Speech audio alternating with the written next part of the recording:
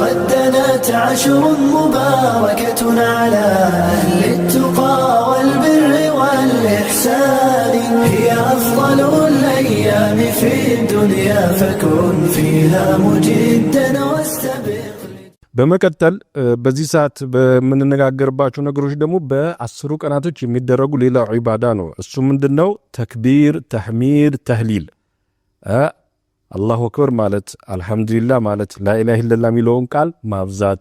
በዚህ ቀናቶች ይወደዳል فعن ابن عمر رضي الله عنهما أن النبي صلى الله عليه وسلم قال ما من أيام أعظم عند الله ولا أحب إليه العمل فيهن من هذه الأيام العشر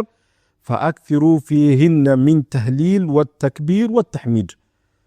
እንግዲህ በእነኚህ 10 ቀናቶች ላይ ምንድነው ላኢላሃ ኢላላህ ማለትና አብዙ አላሁ አክበር ማለትና አብዙ አልহামዱሊላህ ማለትን አብዙ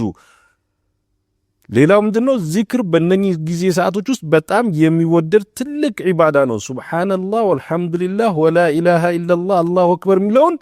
ዚክር ማብዛት መቻል አለብን ሌላው በእነኚህ 10 ቀናቶች ውስጥ ከሚደረጉ ትልቁ ዒባዳ አንደኛው ምንድነው ዚክሩላህ ነው አላህን ማውሳት ነው ማለት ነው